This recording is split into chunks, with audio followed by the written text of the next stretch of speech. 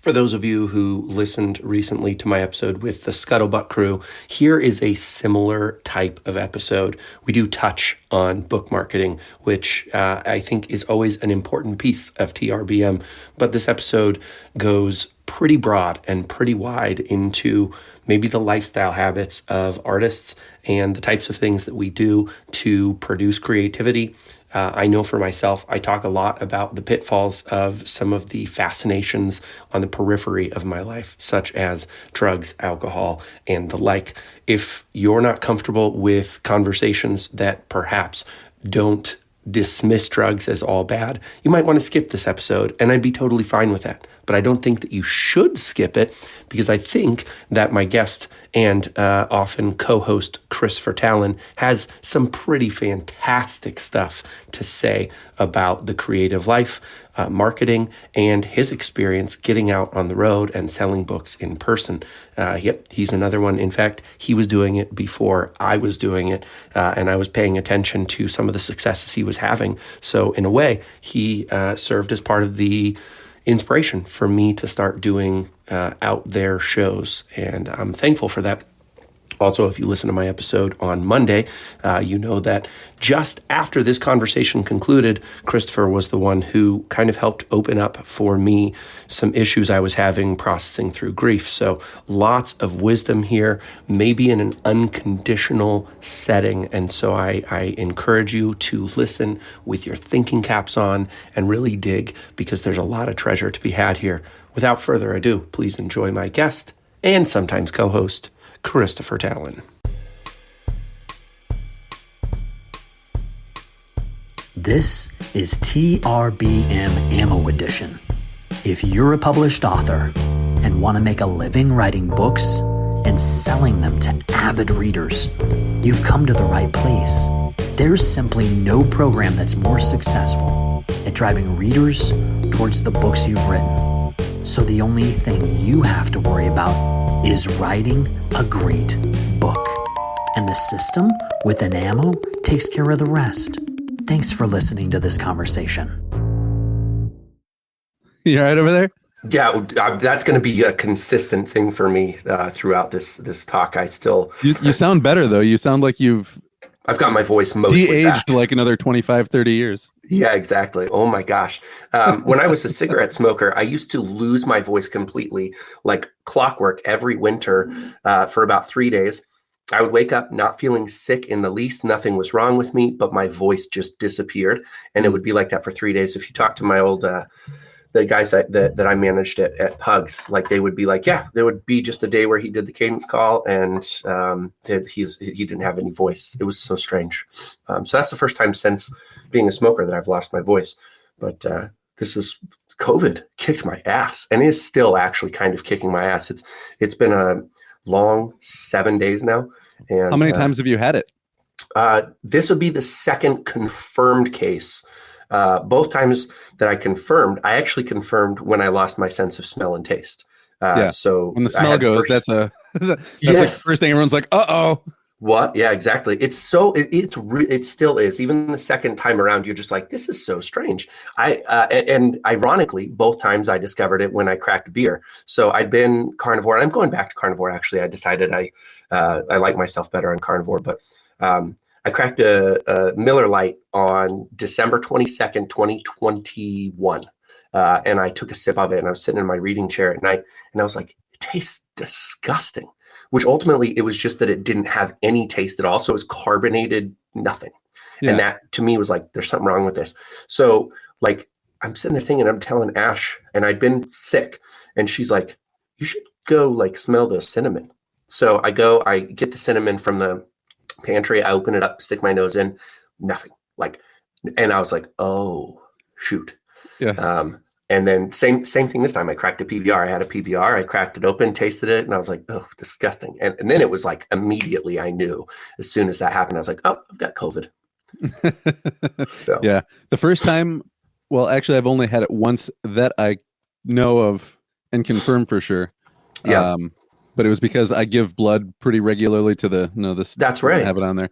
But yeah. I just got my 3-gallon pin from the Red Cross.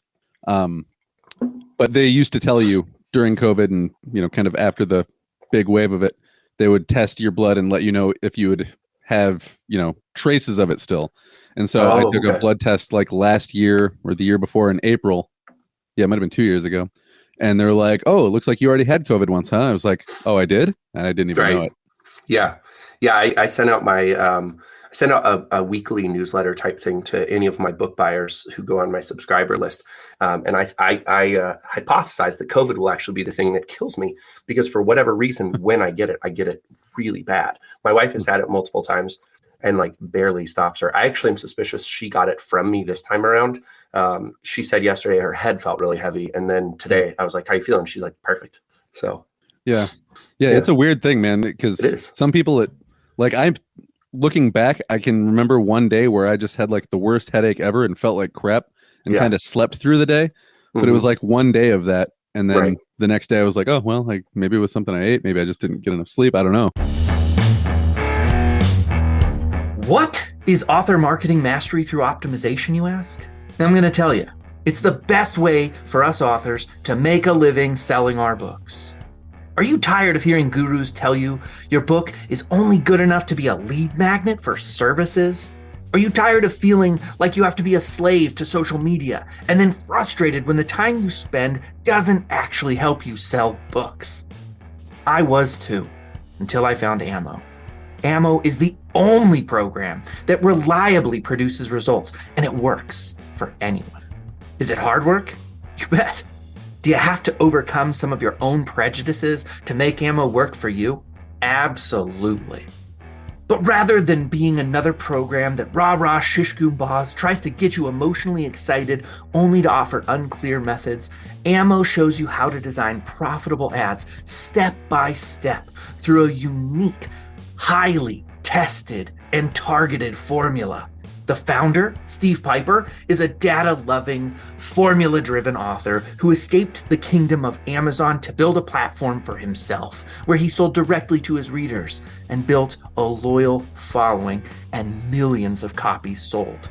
With Ammo, you know who's reading your books, how to contact them, and what they want to read next. If you've always been frustrated with Amazon's wall of mystery of not knowing who's reading your books and losing 50 to 70% of your hard-earned money that you're making through sales, Ammo solves all of those problems by putting you in the driver's seat and showing you how to fulfill your books directly to your readership. Click the link in the show notes to learn more. That's kind of her too. And so that seems to be one of the characteristics of COVID is like, it does something with congestion so that it just like completely fills your head like an atomic bomb. For me, it just lasts a lot longer, but I hate COVID. Yeah, man, your Ben Wallace episode, I was listening to the intro and I was like, oh, this Ben Wallace guy has a cool voice. He sounds very wizened, like he's lived many life lessons and has a lot to say about a lot of things. And I was like, oh wait, that's Jody. Not very wise and has a lot of things to say about a lot of things.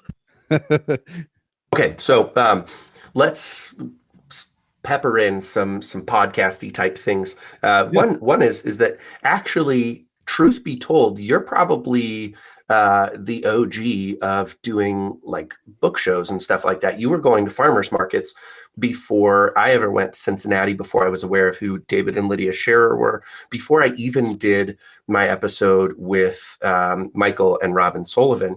You were setting up tables at farmers markets in different places to sell your books. Why did you decide to do that? And tell me, like, how many copies in the early going did you have to sell to feel like it was a good use of your time? A lot of the places that I sold at didn't charge me, or it was like anywhere from like $30 to $50. So on the fourth book, you've at least made broken even. Yeah, you've made it worth your while to be there financially. And there were days when I sold 3 or 4 books, and there were days when I sold 20 plus at these different just little small pop-up type places. But really, just because of my podcast, the people that I talk to on my podcast, it's not just writers, it's kind of everybody. Right. Which is why the numbers probably aren't as good as yours. People have said, if you want to have a good podcast as far as like reach, you got to niche down. And I didn't do that. But what it did do was help me. I met a lot of artists and people that make visual art that sell at those kinds of places. Yeah. And so I just kind of followed this little community that I had built up to the places that they went. And so it wasn't like I originally said, you know what, I'm going to turn this whole book selling thing on its head. It was just like, I don't know where to go. Oh, you guys are going over there. I'll go over there too. Yeah. Yeah. I mean, that seems to be the way that it happens one way or another, is that you like see what other people are doing and think, I want to copy that. And then sometimes you adapt it for what works better for you. I'm going to a thing this spring called the Strawberry Festival in basically Little Rock, Arkansas. So it's a bit of a jaunt for me. I'll be up your area as well, which is also a bit of a jaunt for me. And I think that's more in the fall, if I recall right. But I like selling in person. I really enjoy it. One thing I'm curious about, and maybe you can't even answer this exactly because you only have one book currently published, but I was wondering, like, do you notice any kind of tag on after an event where you see more Amazon sales or anything like that? Because I'll be honest, I have not ever seen any sort of boost in alternative sales following a weekend at a book fair or Comic-Con or anything like that. And it confuses me and makes me wonder. I would see every now and then people who are like, I'm more of an ebook guy. And I would say, oh, well, my ebook's on Amazon. But now I've switched to directing people to my website. Yeah. And I undercut the major online retailers without naming any of them by about 25%. And so, when I do sell in public, I'll see a small spike, but usually it's like within the first, 1 to 3 days. And I'll go, oh, look, a couple of ebook sales must have been the people from the place that didn't want the paperback. Yeah. I don't know what happened in, nothing big, nothing. Yeah, right. Nothing that you could even verifiably be like, oh, it must have been those people. Yeah. In October, I had a book a day. So I sold 30 books in October, and I was like, cool, we're trending in the right direction on Amazon. Then in November, I think I had 7. In December, I had 4. In January, I had 2. And February, dude, it's like a but it hasn't recovered. Selling books is like any good roller coaster. That first big hill is the first thing you get, and it's awesome. Yeah. And then it's just waves after that. You know what I mean? As far as Amazon goes, I mean, and granted, I don't do any kind of advertising. I tried a little bit back when you were doing it. I set up some bids, and I didn't really spend much. So it wasn't like it was a negative experience, but I just didn't notice anything. Like, it would tell me that it charged me a few bucks here or there. I never, in fact, it told me, according to its metrics, that I never had a sale attributed to any of the advertising that I did. Those happened to be months where I had better sales, but I was also spending upwards of, $3,000 a month on advertising on Facebook. So I would more attribute it to people's curiosity based on those Facebook ads. I've since really scaled back for a host of reasons on the Facebook ads. Well, they will get you the clicks that they say they're going to get you, but I've noticed that they advertise a lot to people that already follow you.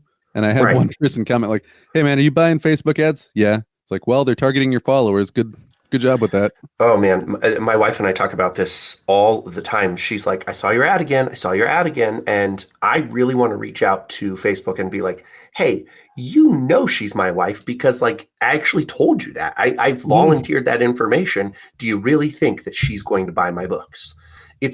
That is actually the border of ethical, in my opinion, with advertising. Is they're like, okay, we're going to get this many impressions out there, and we're going to waste a bunch on people that already own your books and don't need to be top of mind because you call them for every holiday anyways, Yeah. It's a really strange thing, social media, because the tools are there for you to get your stuff out there. It's just a matter of knowing the best way to do it. But still, at the end of the day, like, you got to pay to play. There's no, I mean, you have to pay to play anywhere, but specifically with that kind of stuff, you don't know that you're getting anything other than an impression and a click. And then once it's forced it upon enough people that it's done the bare minimum, then it's like, all right, we're done. Give us more money. Yeah. One thing, I mean, there are a multitude of things that I like about social media. I do know that sooner or later, if you continue to persist, you will figure out something that works. It's like the curve with anything. It's just a really expensive game to learn. But the other thing that I was thinking too is, And it what comes I with some like. emotional damage. Sorry, I just wanted to talk about Yeah, please. your tweet that got hundreds of thousands of views Oh, I love about that. Yeah, I what definitely a want to book talk about should and shouldn't do, and people were like, "This guy's an idiot. This that. guy's a dumbass. Look at his Amazon sales rank. What is he talking about?" Like, Yeah, whoa! People started getting like real personal just because you yeah, had an opinion. It yeah, wasn't racist. It wasn't political. It was just this right. is what I think a book should be. Man, Yeah, fuck you. yeah, exactly. It was intense. Yes. Well, I guess since we're gonna touch on this, I will say there are a couple of things to that tweet that are really interesting to me. One is I said solely entertains. Anyone who writes a book that aims solely to entertain Yeah. is failing their readers. Something along those lines. And I was really surprised because one person, Martine Proctor, Emmy Proctor is her author name. She got back to me from my newsletter and was like, "Well, I understand why people are outraged because you called them failures." And I was like, "Well," in response to her, I said, "I didn't call anyone a failure. I said anyone who does this is a failure." And I don't know a whole lot of people who write solely to entertain, but I wanted to put a bright spotlight, and I guess I did a good job of that, on the idea that, like, escapism, if you read to escape and you want to be entertained and you want to forget this world, you might be dealing with a sickness of a sort. And that was how I hoped the conversation would go. But people really took that personally. And it's okay. Yeah, they did. Yeah. I tried to get you back for a while, but then I was like, man, this is causing me too much emotional damage. Yeah. I really enjoyed that. I appreciated that you actually went after a few of them. And it was also funny just to see your response.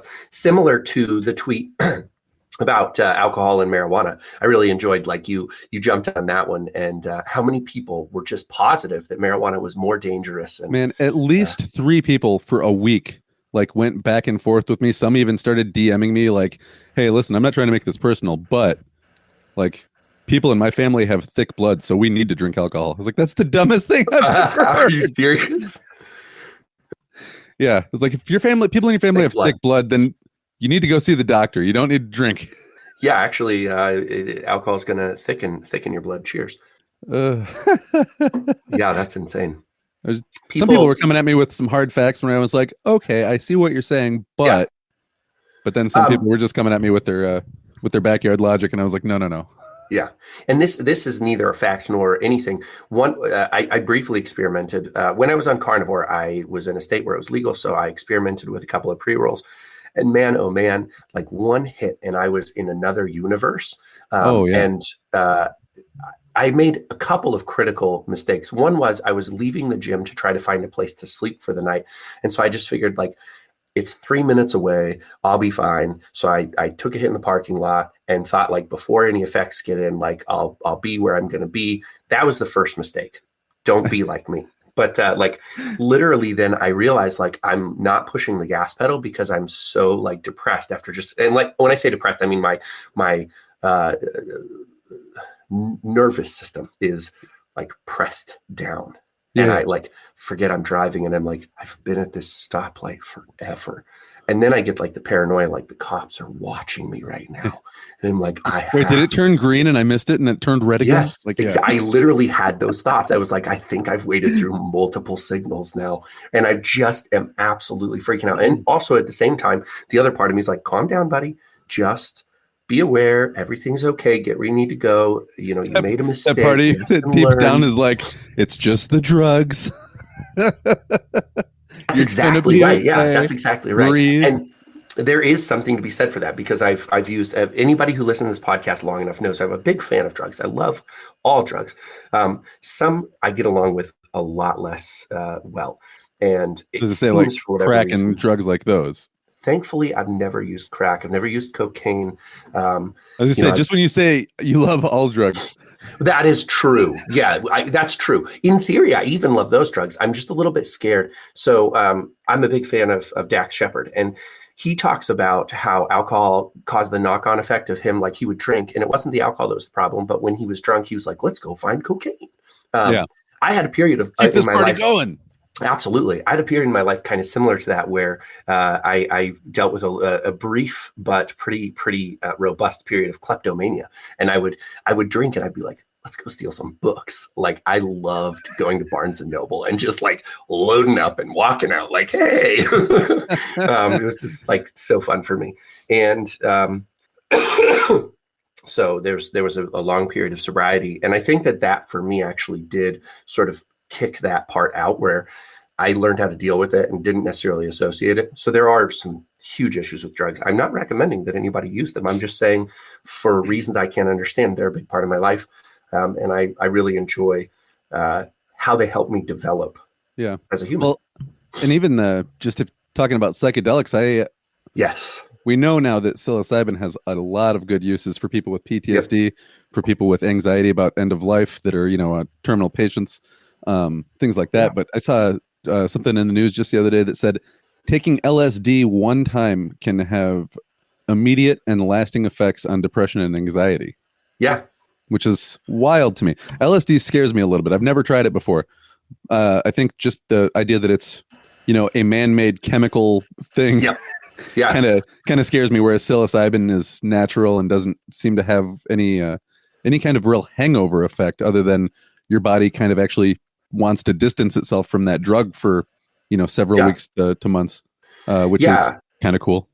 I actually, so the one caveat for LSD that I would love to use it if I knew that it was pure. I would get it. That's the thing, is you don't know where it came from, who made it.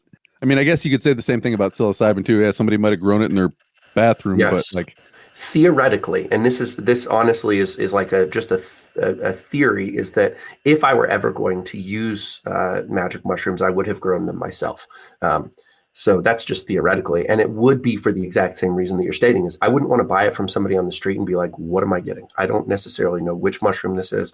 But if you were to buy like a syringe full of P. cubensis and learn how to grow it yourself, then you would know for sure that you were buying from a lab tested company and that you had spores that were the exact mushroom you wanted.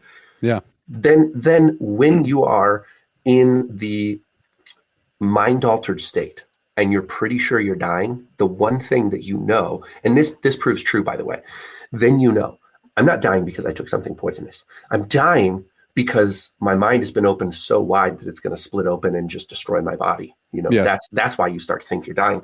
And it's the same thing we were talking about with smoking the pot. It's kind of like, I know I'm in a drug state right now, but I absolutely know that it's not a danger to me physically. Yeah. And that helps you stay grounded. So because some people go, am I going to have a heart attack? Like, no, dude, nobody who didn't already have severe heart problems had a heart attack because they had smoked too much.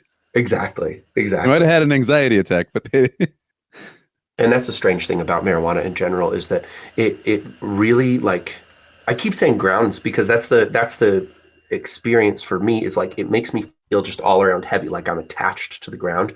But it also, so you would think that it's like calming and grounding, but it also causes a great deal of anxiety. Yeah. Well, and it can be, I can't remember because I'm not educated enough. I've only heard enough that I can sound like I know things. But there are different strains with different terpenes, and certain terpenes are actually bad for people with anxiety. And they say, like, if you're a PTSD veteran, or just anybody with PTSD, I guess, stay away from certain terpenes because those can be more triggering for anxiety, whereas others can pull back. So between all the different strains and chemical compounds in those strains, then you can get one that makes you feel like, man, I want to go for a walk, or one that makes you be like, man, I'm going to go take a nap. Yeah. I heard an interesting thing the other day about PTSD that I've been thinking about in other areas of life, but apparently, and I'll try to find the study for the show notes, but apparently people who suffer from PTSD were not the people who were involved in combat, but the people who had the potential to be involved in combat. That it is more mentally, psychologically destructive to think something bad might happen. And like that just looming sense of something bad might happen causes way more damage than the people who were seasoned in combat and went into combat a lot, because it was almost like they talk about with motion sickness. Motion sickness is your body not being able to understand that you are in movement, versus like if you sit in the front of a car and look out, you don't get motion sickness because the two things sync. It's that same kind of principle of like, your mind feels that there is danger, but your body's like, I'm just literally sitting in a chair in a barracks right now. Nothing is dangerous. And the further out of sync you get, the more likely it is to have PTSD. I think about that because I think, and then I want to hear kind of your thoughts, because you obviously were in the military. But I've been thinking about it in terms of people who really have a hard time getting outside of their comfort zone in selling their books. Specifically, is like, I'm not going to go to a book selling show because I'm going to fail. I'm not going to make my money back, whatever it might be. And the more time you spend thinking about all the dangers of it and not actively forcing yourself to do it, the harder it becomes. You almost get this like PTSD type of syndrome where just the thought of it is going to stop you in your tracks. So you're comparing selling books to having PTSD? Damn straight I am. Hot take, TRBM. I'm going to tweet that out later. That's your next big hot take. Yeah. I don't know, man. I've always been a pretty high energy, look at me kind of guy. So I never had a problem with really getting out there. I think the biggest problem looking back on it is the first time I went to sell books at an art show, I just showed up with a table and books and no signage, no anything. And I think I might have been like, hey, does somebody have a piece of paper? And I just wrote like $15, stuck it next to the books. Brilliant. So, I get I get scary flashbacks of selling books, but nothing I would compare quite to the PTSD. Although I will say, talking about the self-published authors collective, I still want to help sell with that, but the idea of doing that is scary. And if you could make me an informational video, that would help a lot too. That's a great stop along the conversation for the day. Is I really want to get SPAC going again. Let's see. Okay, so my friend Rich recently lost his brother. He's talked about it publicly. So Rich Hosek? Yes. Oh, sorry, Rich. His twin brother. Know that. And he has talked about it publicly, so I'm not like saying anything he hasn't said. And that derailed him for quite a while. Very obviously, he had a really profound and cool experience afterwards that was very healing for him. I recently lost my cat, which is, I understand for most people listening, they can't even be equivocated. Like there's no equivalency. But like he slept in my arms for 15 years. And if you're not a cat or an animal person, then you don't get it. But I had these touch points, these moments throughout my day, and I'm really still learning all the different ways where I no longer will. I'll probably still make jokes because I'm the kind of person who thinks if you are off limits to make a joke, you probably are doing something wrong. Like you can joke about any sacred cow. That being said, I will always understand people who talk about emotional support animals because, like yesterday or during the situation with the tweet, like that would be a moment if I ever just felt completely beat up and lonely, I would walk away from my computer, my cat would be there, and I would go and I would just like cuddle him for a minute. And he offered some kind of like warmth and welcoming to me in almost every situation where I needed it. If I got animated, he would come around and try to calm me down. And I think that it's interesting. And so I'm saying all of this to say that when he passed, I completely stopped making calls. I have made almost no calls for SPAC since. And I keep telling myself, like, pull up your bootstraps, you pansy, like get to work. And day after day after day, I keep not doing that. I'm 4 books into a 9-book series, and every single day lately, I find myself thinking, boy, it would be great if I had some central location for all of my notes, all of my plot points, character names, family lineages, you name it. I wish it was in one place because, let's be honest, the way that I am using Microsoft Word as a word processor and have 55 different documents to keep track of all of the series details that I need to access, I'm taking more time opening up files wondering, why did I name this one that? Why did I name this one that? And not getting the information I need. Enter Scrivener. You guys know that I do not advertise for things unless A, I'm using them myself, and B, I think that you could up your game, sell more books, do better marketing, and get yourself in the game better. And that is why I am now partnered with Scrivener. If you use the link in the show notes, you get a 30-day free trial, and then you can sign up as well for a discount. Click the link in the show notes to learn more.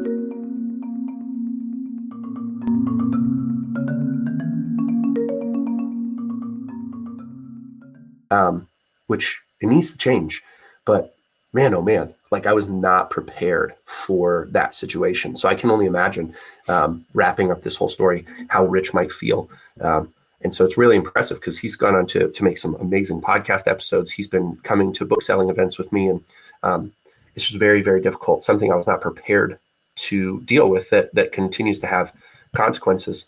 But yeah, SPAC, I think, is probably the sleeper of all the things that I'm doing that will have the most outsized impact. Because every bookstore that you bring in, that you build a relationship with, has a cyclical nature. Like they're going to keep taking these books. They're going to keep building this relationship, and it gets easier and easier the bigger it gets. And speaking of, I'm trying to think of adding some useful content to your podcast. But anybody who is part of the SPAC or does something kind of similar on their own, you can share a booth with other writers at a table, or share a table or a booth at a convention where normally they're like, no, you can't do that. Because I remember asking one convention, I said, hey, can me and two other people sell together? And they said, only if you're there representing your publisher. Yeah, right. So that's brilliant, actually. That's that's a really good point. There you go, TRBM crowd. Fuck you. I told you something good. Wow. Man. And now you got to edit the whole thing out. Yeah, exactly. No, I keep it all. I pretty much keep it all. One of the things I've done with the podcast, partly because I feel like it's our lane, is like I minimally edit anything. I make sure I start where the conversation is actually juicy, and I make sure I end when the conversation is actually done. But other than that, like a lot of the stuff in the middle, all I do is I go through Audacity real quick, and I truncate the silences and blah blah blah blah blah. Yeah. I do the same thing. If I have somebody who's ums and uhs a lot, I'll go through and take out every other one or 2 out of every 3, something like that. Just if depending it's on real bad, I'll hit the first 5 minutes, and then after that, I just don't even bother, because I'm like, after 5 minutes, every listener's kind of settled in, and they no longer notice the ums and ahs. Maybe in those first 5 minutes, really make it crisp. Yeah, I've had a couple of guests who I get upset with myself when I hear myself but I've had a few guests that just couldn't stop themselves from dropping one verbalized pause in almost every sentence. Yeah. The very first guest I've mentioned before, and he's a good friend of mine. He actually let me stay with him when I was doing the Cincinnati Comic Expo. So Kentucky's just across the border in a little city in Kentucky. Anyways, when he was on my podcast, very first guest, he says, instead of ums or uhs, he says fuggin'. Like he'd be like fuggin', like fuggin' instead of and I couldn't believe it. There were so many F-bombs in my very first podcast episode. Like, how do I deal with this? This is not something that I was prepared for. I was gonna say, you were you marked explicit from the get-go, or was that your plan, was to be like, anybody can swear, whatever? Yes, I always wanted it to be explicit. I apologize. I know I'm disgusting. I blew my nose for people who aren't watching. I always planned to be explicit. Here and watched. Yes, you did. You just had to deal with it. This is amazing. I always thought it would be explicit. I always thought that if my guests wanted to talk about like God and religion and hated cursing, that I would just match and mirror them for the most part. Whatever anybody wants, I don't like to offend anybody. So if anybody out there is like, man, that's too many F-bombs, I'm sorry. I was in the Navy. I apologize. Yeah, I figure the listening crowd is most likely going to be of the mind that they don't mind explicit language. Even my listeners of faith probably are totally fine with the use of drugs and swearing and everything. Like this podcast doesn't back away. So they are people too. I remember the first time I went out with some people from a church that we used to go to when we lived in Florida, and we were out somewhere. It was like all just some adult couples, relatively the same age. And one person says something like, damn, we've been waiting here a long time. And then as soon everyone just kind of looked at him like, and then we all looked at each other like, is anybody going to be like, don't talk like that? And nobody got mad. And then everyone started swearing. It was like, oh, okay. This is great. He broke the wall, and now the dam is flowing forth. Yep. The dam is flowing forth. Damn. The dam is broken now. The shits are flowing. That's right. So great, man. The cough just won't die. I'm going to stick to music. I'm not funny. Yeah, you actually are very funny. You're naturally funny. Your timing is good. You have really good comic timing. I think I am only funny if I have somebody good to play off of, and also I think I'm only funny to a certain kind of person. Yeah, my teachers didn't think I was funny. That's where I think I developed my timing, though. Was like teachers were always like, you're going to work at McDonald's someday. I was like, well, better than working at a high school, like something like that. Just yeah. So yeah, I think any of my timing that I do have probably came from self-defense from authority figures when I was a kid. Probably every good thing that we've developed came from self-defense against authority figures, including our parents. Bark, bark, bark, bark, bark, bark.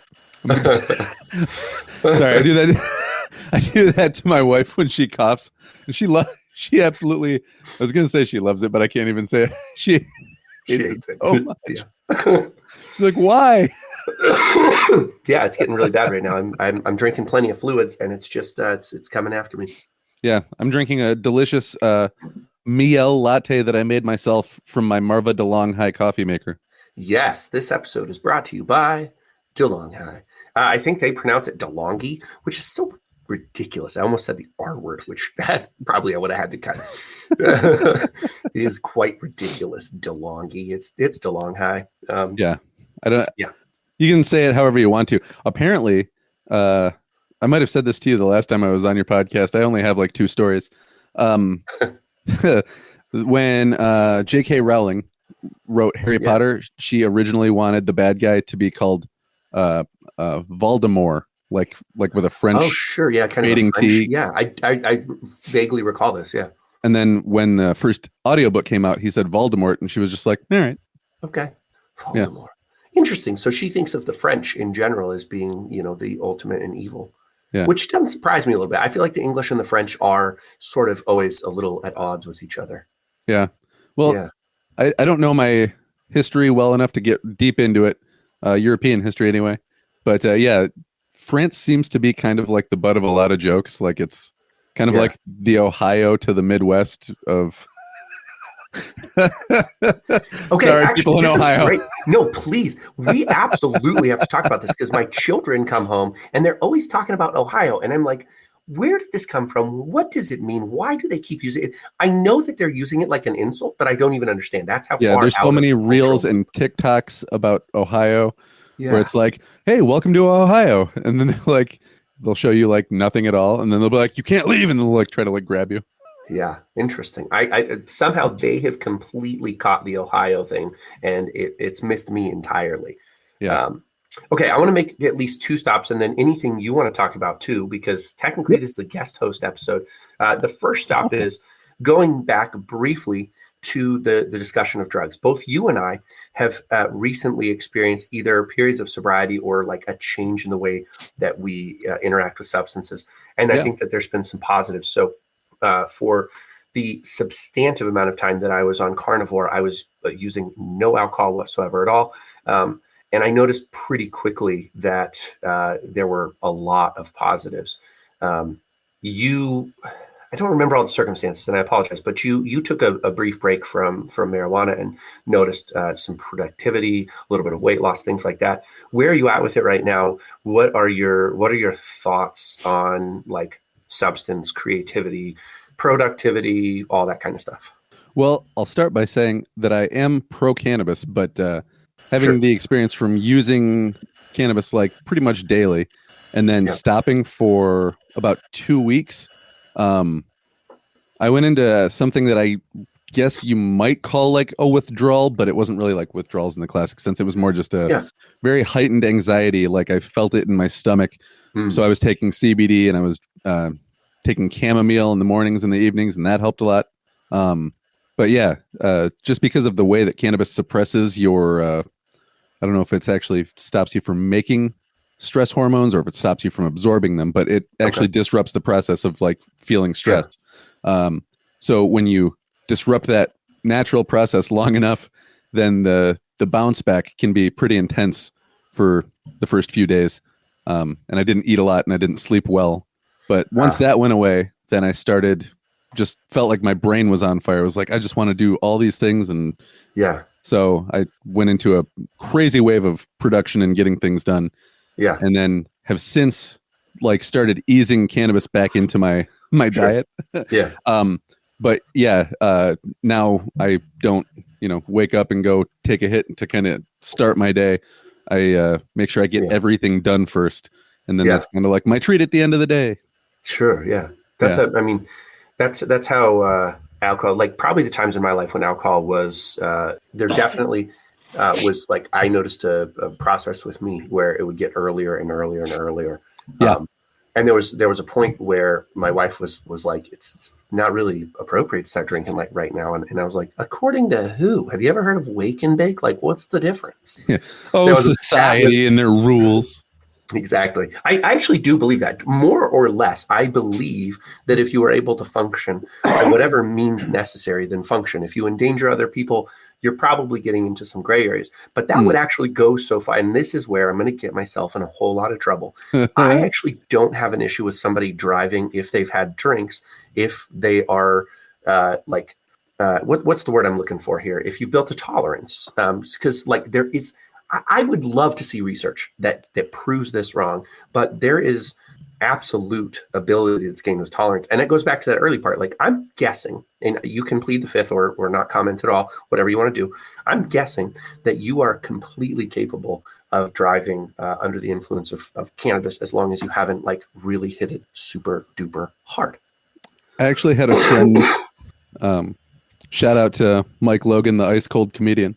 He said one time, when we were trying to get somewhere and we had taken a couple hits before going to a restaurant or something like that, he goes, man, you would be terrible at that what do they call that like motocross car thing where the guy in the one seat with the map who's like, turn left in 300 meters. Yeah. Like those guys. Yeah. He's like, actually, no, you would be great at that, but you would need to have that guy in the seat being like, here, you need to turn here now, get in the right lane.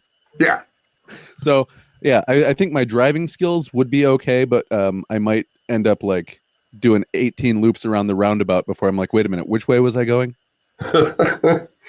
Yeah. So I guess it affects us all pretty similarly in that case. Cause I'm like, and it's a feature of living in a small town. But I have, and I'm actually, this is not one of those cases where I'm saying I have a friend because this town is so small. I literally don't drive here. We go to the bar. I just walk. If I go to the gas station to get more alcohol, I just walk and so that has actually enabled my drinking behavior to get really bad because I can walk anywhere I want and not worry about driving. That being said, there are people who drive down to the golf club 17 sheets to the wind. People drive so drunk in this town because it's a small town and they think it's just going 5 blocks. There's only one cop. What's the chances type of stuff. Yeah. With that said, like I have had people get smashed on the golf course. Yes, people get smashed on the golf course and then they drive home. And I've seen so many people, I've had so many conversations with, but hypothetically, like my brother-in-law, and not even known he's been under the influence. And that man can like put away the bush light. So I think tolerance does affect how we behave and what we're capable of doing. I'd love to see a research study on it, though. But it's hard to govern. It's hard to govern on individuality. I know, absolutely, and I'm not suggesting that we change the laws. I'm just saying like there is 0.08 might be sloppy for some people, and sharp as a tack, and 0.12 might be nothing to somebody else. That's completely right. And so I guess that's all the only real point I'm making is I'm a nonconformist. And so I don't actually particularly mind, say that's somebody whose kid has gotten run over by a drunk driver. And that's why this tweet all of a sudden is going viral again. I'm just trying to tank my career. Okay. So we've talked about the use of, not completely. He's using social media for disruption. Exactly. I love to read while I've had a moderate number of drinks, but I truly won't even attempt to write anymore if I've had a moderate number of drinks because I always think it's the best stuff in the world when I'm writing it, and I'm a little bit on drunkish. I was gonna say, doesn't everything seem like it's awesome when you're drunk though? Yes, exactly. And then you come back around and you're like, God, I can't believe I said that. Dude, the Volkswagen Rabbit was an awesome car. I don't know what you were talking about. The next day you're like, the Volkswagen Rabbit, what the hell? Thing had like 1.5 horsepower. Yeah. Do you are you like the Hunter S. Thompson type who's like write sober, edit drunk? I think edit high. I think I remember us talking about this at some level. Or is it even Hunter S. Thompson? Am I I was going to say, I don't know if he was ever actually sober at any point. I can write high, but I think I just do it a lot slower. Like honestly, I can crank out a day's worth of pages and then type them in probably 2 hours, give or take, versus it probably would have taken me 2 hours just to write that much, and then I'd still have to type it. You know what I mean? Yeah. Yeah. So I don't know that it stopped me from thinking at all, but it definitely slowed me down, and I would maybe be like, and like think about an idea for a lot longer before I'd start actually writing it. Just kind of like get thinking about something and kind of get stuck in a little loop of thought where you can't really get out of it anymore. Yeah. I'm really curious why cannabis seems to do that. That seems to be the feature of what it's doing, is creating loops. It causes you to like circle back on a thought, and you're like, wait, I just thought about this. Yeah. Well, and like, I'm not saying anything new here. I think Joe Rogan has said this a bunch too. One nice thing is it makes you think about things that you normally would try not to think about. Yeah. And it kind of forces you to it keeps, like you said, it keeps putting it back in your face. Like, no. Think about the way that you yelled at your kid. Like, how did they interpret that? Don't rub it off. It's just, they'll be fine. You know what I mean? Like little things like that, which I think are great at times, but if you're doing it all the time, then you just kind of become like a little bit burnt out, Yeah, that's that is the perfect cap to this part of the conversation, because that is why I am so fond of drugs. I have some of the best outcomes have been when I had one of those drunken, this is a brilliant idea moments. I'm not going to name them because I think in some ways it would diminish what the accomplishment was, or make people wonder like, oh, really? But I have scored guests for this podcast that are bigger than the normal guests, because I lost my inhibitions while under the influence of alcohol and just wrote off a quick moment of inspiration email. Yeah. And like, I've done a lot of things like that. I've made good money because I was drunk and uninhibited. So that's why I'm a big fan. There's big consequences when you make the wrong choice. And so that's the danger of it. But I love it. You get really drunk, and then they remember that person that toilet papered your house in high school and be like, you ain't shit, man. Exactly. Yep. Oh man. Sending people weird messages on Facebook. Exactly. Yes. Sending weepy emails or text messages to long lost friends. Yeah. Never a good idea. So my next question for you, I know that you are still in process of putting together your second book. One, how's it going? But two, how do you plan to use it? I mean, are you going to immediately fold it into your book shows? Like what's your game plan, I suppose? Well, going off of some of the things I've heard from your podcast, once I have more than one book, I'll probably be bundling them, I might say something to somebody like, hey, they're 15 a piece or 2 for 40. And when they're like, what? I'll be like, I'm just kidding. two for 25. Well, okay. I would love to see that deal work though. Cause I mean, like what happens when a person just gets pulled in? You're like, yeah, it's 1 for 15 or 2 for 40. And they're kind of, you can make them stop walking. That's already like 50% of it. That's right. Yeah. I love that. I might try that at this Sunday show. See what happens. I might even sell a deal that way, like 1 for 15 or 2 for 40. That's my best deal. 2 for 40. Yeah, but you get both of them. Actually, you can't buy them individually. You can either buy one or you can buy two. Those are your choices. I mean, like, that doesn't make any sense. Just give them like but this one goes to 11. Just like you have no idea what they're trying to tell you. Oh, yes. Elon Musk put is it the volume goes to 11 because of Spinal Tap? Is that right? Yeah. I love it. Yeah. He's got the volume that goes to 11, and then they've got, instead of calling it sport mode, they call it ludicrous mode. Yes. After Spaceballs. I love that. I like his playfulness a lot. I don't know how I feel about him in entirety. I like X. I like how it has shaped out. There are so many like scammers on X compared to everywhere else. But do you think so? It's been my experience. Yeah, man. I don't know. There's a whole lot of girls that want you to look at their websites. I'll see that a lot of times in my stories. I'll look through, see who looks at my stories on Instagram, and then now they've got a spam option, which is awesome. Thanks Instagram for that. And now it'll separate. Somebody called them fembots. I think maybe it was Heather O'Brien that calls them fembots. Yeah, that's probably right. Yeah. Shout out to Heather. Heather's pretty cool. I've gotten to know her on social media. Yeah, social media is not all bad. That's right. Exactly. Oh, and Yeah. actually, when I quit using weed for a while there, I made a bunch of sales in 1 week on Twitter, which was Yeah, that's weird. I right. was Talk just about that a little bit. Was that just like luck? Was that the universe trying to tell you like you're on the right path, or was it yeah, something no, I different think that it you was did? just because I was just more present in general, and that Yeah. crossed over into, you know, these otherwise very kind of not farcical, but very like shallow, I guess, relationships that you build with people that you only know online and Right. from that app. You know what I mean? Yep. So it's just a So deepening of relationships. Then yeah, people are like, I'm going to take a try. Um, yeah. okay, so talk about your second book. I mean, it's where are we at in the process? Is it near? Is it imminent? I originally wanted to have a June release, and hopefully I still can, but my absolute deadline for having it ready is when you and me are selling books at the Capital. Is it the Yes, Capital City Comic Con? Capital City Comic Con. Yes. Capital City Comic Con is it July 12th, 14th? It's like right in the middle, second weekend in Yes, July, I think. after after the 4th of July. So yeah. Yeah, which is exciting for me. I've actually been talking about it with people. I'm like, I'm Yeah. going to go sell books at like At a one of the big boy con. book shows for real now. Yes. Yeah. First Yeah. time.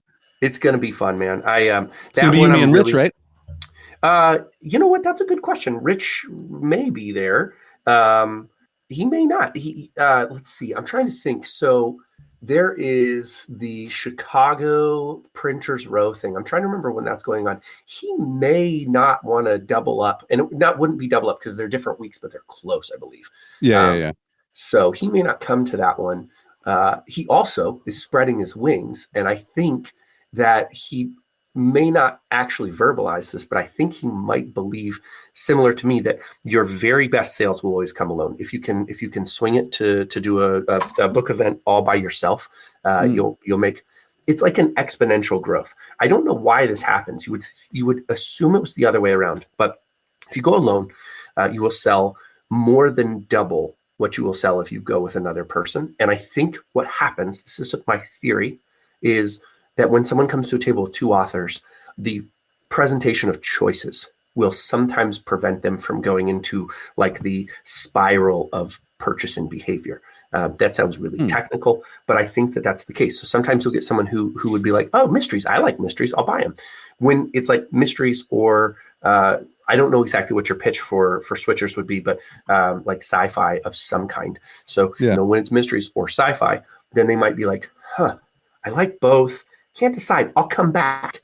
And it's that I'll come back moment where they have to think about it, that then they don't come back and you don't sell. So I think he's noticed that. And Rich is like, I'm doing my first solo in Madison, Wisconsin coming up whenever. I think it's in May or something like that. And I was like, originally, I think you invited me to that, but now you've declared you're going alone. And that's totally cool. There might be something to bark, bark, bark, bark. There might be something to that, but it also might depend on like the vibe there. Because if they Yeah. get a sense of like this guy wants me to buy his books, oh, but this guy wants me to buy his books, Could be. but because like when I sold with Albie, who hopefully will be on your podcast soon, Yeah. Albie Blazo, aka Lisa Mason, we had a pretty good thing going where like between the two of us, but like she writes romance, I write kind of like dark sci-fi, I guess. Right. So between the two of us, we'd be like, hey, do you like to read? And people would walk up, like, well, what do you have over here? And then be like sci-fi and romance. And then they would kind of be like, oh. And then, whichever one they'd walk over to, the other person's like, yeah, it's really good. You know what I mean? Like just. Oh, yeah. And I think we do that well. In fact, Rich and I'm fairly confrontational just in life. So I told him immediately, it's like, I want to sell books. And I was like, so I'm always going to want to sell the books that you sell. But in order to kind of not just trick myself, but also make me support you, let's at least offer deals when it makes sense. So I do a 1 for 15, 2 for 25, 3 for 35. So we opened that up and just said any book after the first book is an additional $10. And then you just split the money among you and figure out how it works. So we sold a lot of deals where it'd be like the first in series for both of us. We sold all 6 books in the series a couple of times. So like his 3 and my 3. And that's really cool. I think we did that a lot, but I still think there is something there's people who might self-select out of one, but still just having the option there sort of like prevents them from going into buy mode. Now that's my speculation, because I've never had as good of a show with multiple people as I have when alone. Yeah. Well, you've never sold with a guy that looks like this. Damn straight. And then, again, I think what you're hearing is me saying I'm prepared to really have a shitty capital city experience. That's ridiculous. It's going to be so much fun. We're going to make a ton of money. I will make a lot of money, and I will even help you sell your books. Like, I will be like, Chris Tallon is the schnizzle. Yeah. Yes. Yeah, but you can call me Christopher. Oh, is that right? I have to call you Christopher professionally. I'll remember that. Yeah. Is that true? You actually would prefer Christopher in a professional setting? In a professional setting, I guess, yeah, but just talking to you, I don't care. Yeah. I suppose that would bother me if somebody was like, yeah, check out Jode's books. You're like, it's Joe D. Thank you very much.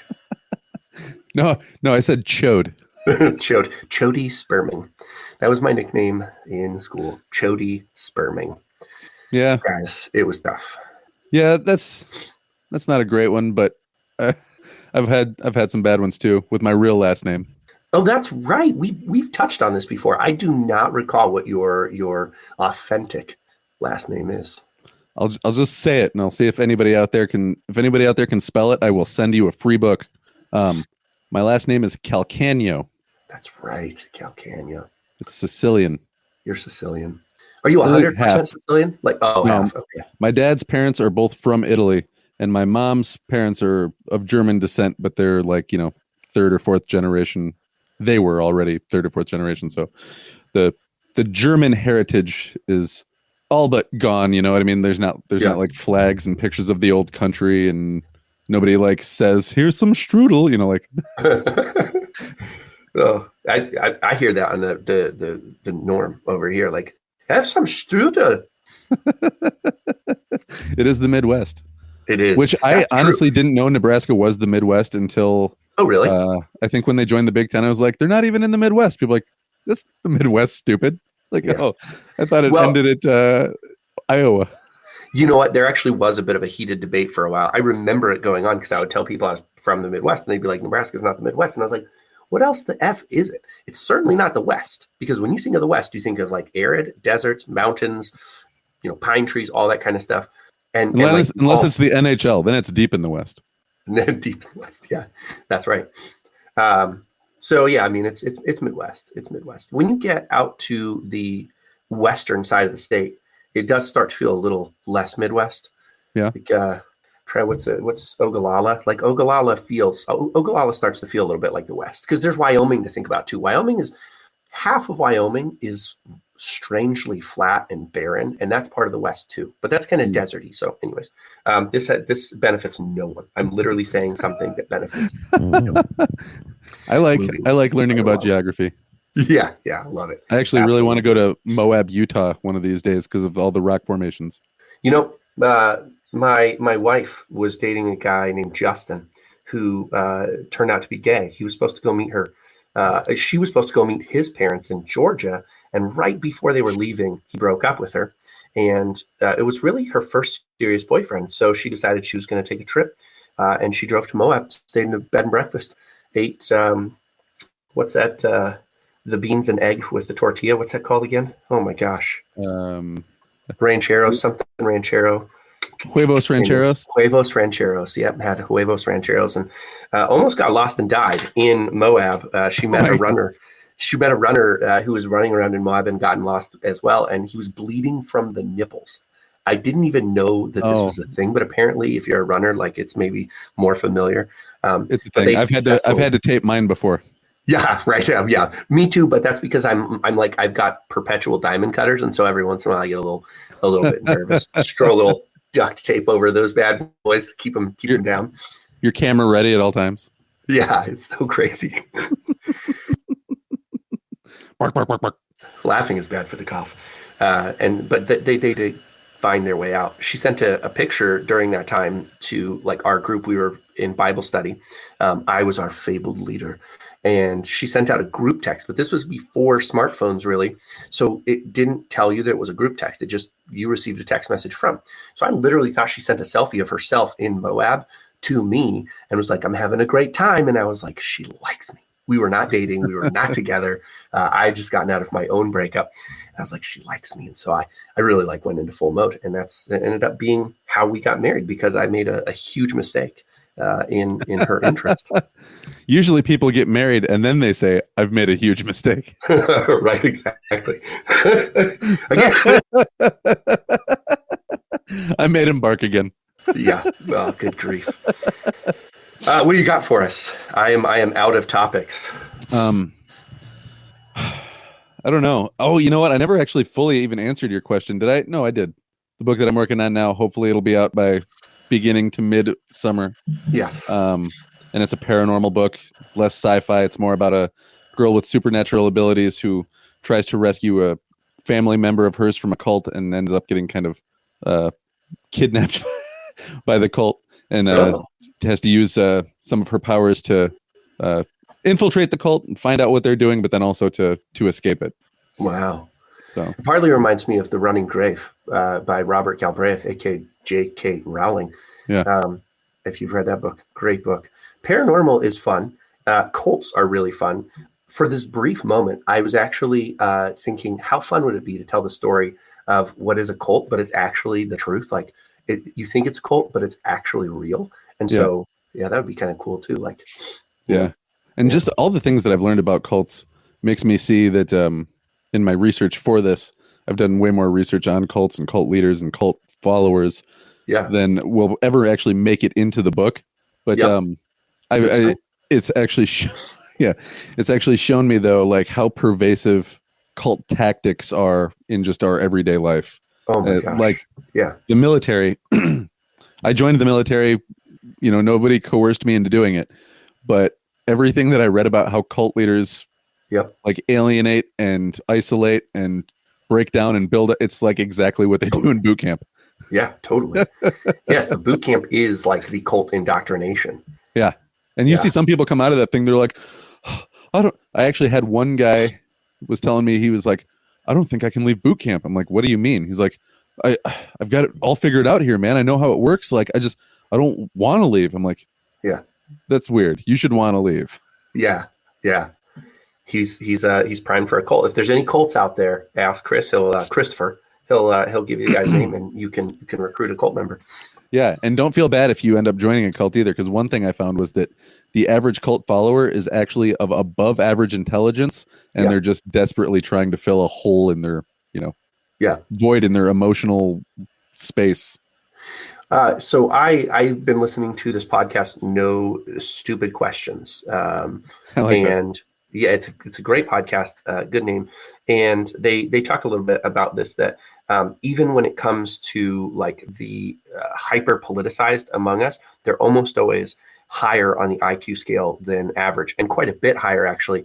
The more like militarized you are with your political viewpoints, the smarter you are, because you start to have this belief that because you're smarter and you're smarter, you're less likely to be wrong, and therefore you believe the things you believe with more vigor, which is a bummer. It's almost like when you join a sales company and they're like, commissions are uncapped, but then what you realize is it literally is impossible to handle all of your accounts and make more money, and therefore it's capped by your own ability to do shit. Yeah. Yeah. Oh, that had me thinking of something else, and then I lost it too. It was really good. Dang it. All right, so we've talked about cults, we've talked about drugs, we talked briefly about book marketing. And we talked about something that I was going to talk about that was really interesting, but I didn't remember what it was. Which still is really interesting, but unfortunately, you have to be a paid subscriber to get that part of the conversation. Yes. So that's what I've got. I literally, I'm coming to the point where my sick brain is starting to take over, and I'm like, I don't even know how to end the podcast right now. I'm completely out of ideas to land this ship. You just say big gulps, huh? Big gulps. All right. Well, exactly. See you later.